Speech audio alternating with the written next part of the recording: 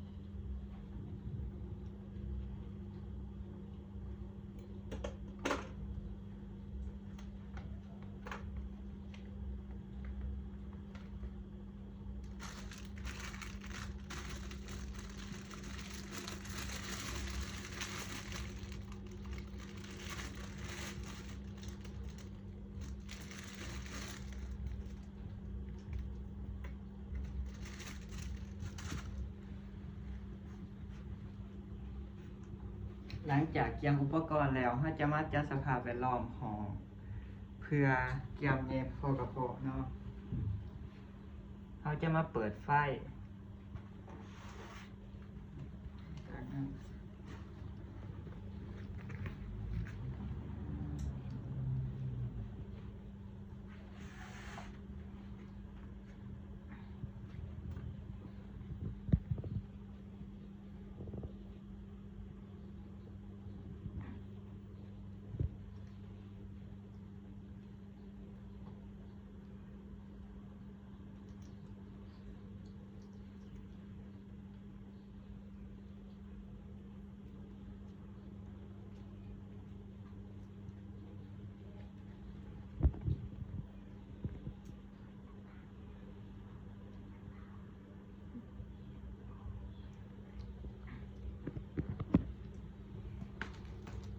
เราจะแทกจาก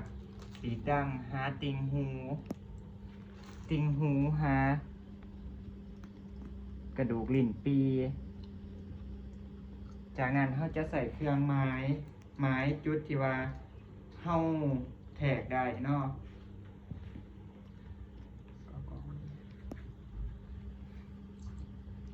ด้วยแล้วเราพอตอนนี้ลูกจ้ำมาเนี่ยกับพ่อให้พ่อแล้วเด้อถ้าพอมีอาการอันนั้นได้ถามพอมีอาการใดให้บอกลูกเด้อ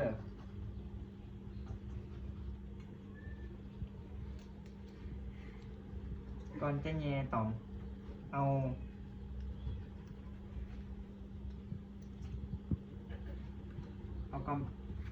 กอมแป๊ดมาสูบเอาเจลรอเลือด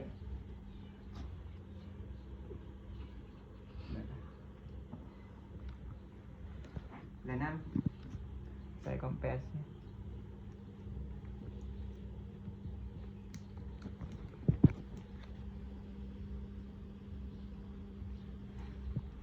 ดังเบื้องที่จะแย่จะเขาจะสังเกตเบิ่งว่าเบื้องใดที่ว่าหันใจลงเขาจะบ่แย่แต่ว่าเบื้องใดที่ว่าหันใจบ่ถนัดเขาจะใส่เบื้องนั้นเนาะเขาจะคอยแย่เข้าไป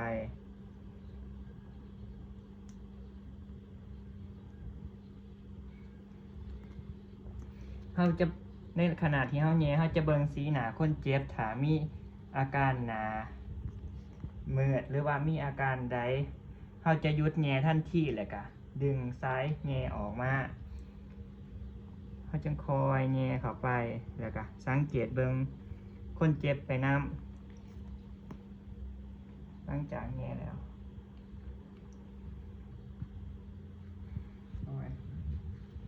แย่แล้วหอดจุดที่เฮาไม้แล้วเฮาจะหยุดแย่แล้วก็จะมาเบิ่งว่าถ้าเฮาแย่ถือจะมีการสังเกตจาก2วิธีคือวิธีที่1จะใส่แสลงดูดเบิ่งว่าถ้าเฮาแย่ถือมันจะมีน้ำย่อยขึ้นมาดูดขึ้นถ้ามีน้ำย่อยขึ้นมาในแสลงก็แปลว่าเฮาแย่ถือแล้วเฮาจะคอยปล่อยน้ำย่อยลงกลับคืนและวิธีที่2ก็คือใส่แสลงดูดเอาอากาศประมาณ10 cc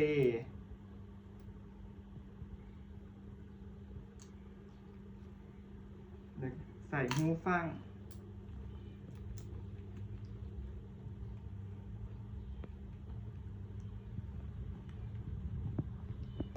ค่อยๆปล่อยลมเข้าไปถ้าได้ยินเสียง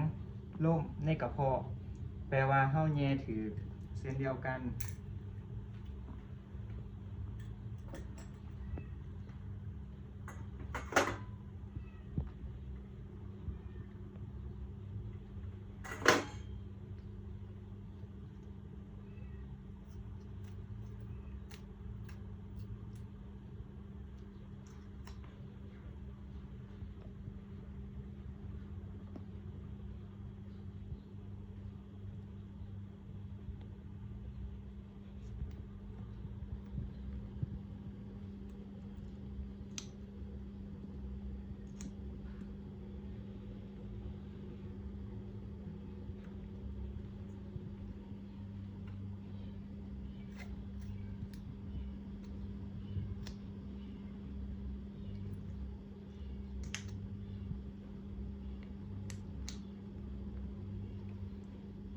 โดยเขาลืมบอกขั้นตอนหนึ่งคือในขณะที่เขาแย่เขาจะให้คนเจ็บนอนหัวสูง45 องศาเนาะ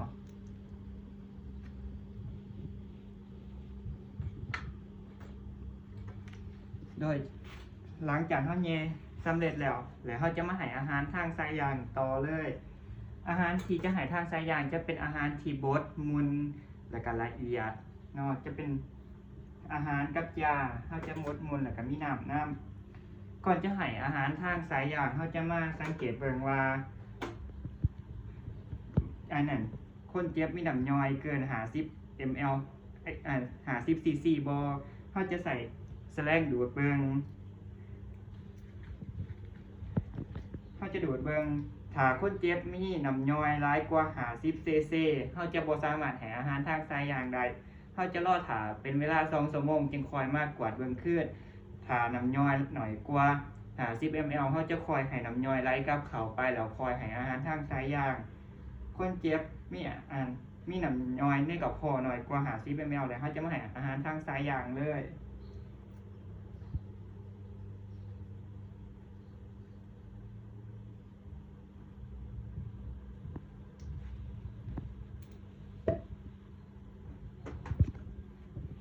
การให้อาหารทางสายยางเขาจะให้สูงให้กระบอกสูงกว่าคนเจ็บประมาณ30 ซนติเมตรนี่ก็คือจอกอาหาร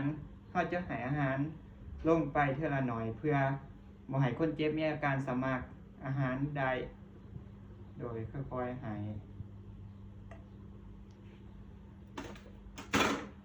จากนั้น จากนั้นให้น้ำคนเจ็บค่อยๆให้คนเจ็บลงด้วย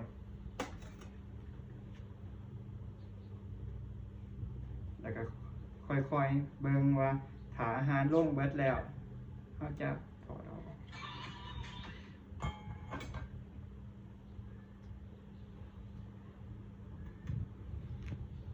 โดยพอตอนนี้ลูกให้อาหารทางได้แง่พอกับพอให้พอสำเร็จแล้วก็ให้อาหารทางสายยางพอแล้วเด้อจากนั้นลูกจะมาถอดสายแง่ทอกับพอโดยแล้วเขาจะมาสาธิตการแง่ทอกับถอดสายแง่ทอกับพอเลยคือหนึ่งเขาจะใส่กอมแป๊ดหรือแล้วก็ปลดพวกสกอตแล้วก็ปลดสกอตออก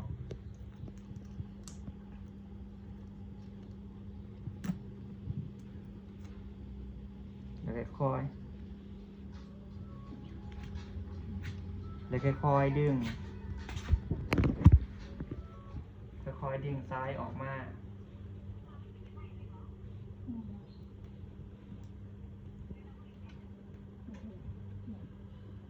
จากนั้นก็เป็นอันทีสำเร็จเหียบหอยแล้วเนาะ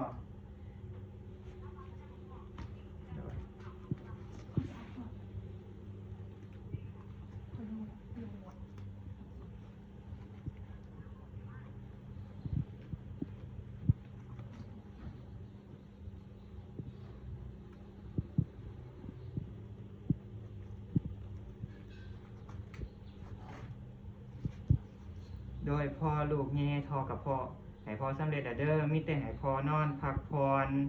ให้เพียงพอแล้วก็เพื่อให้แล้วก็ลูกจะมาให้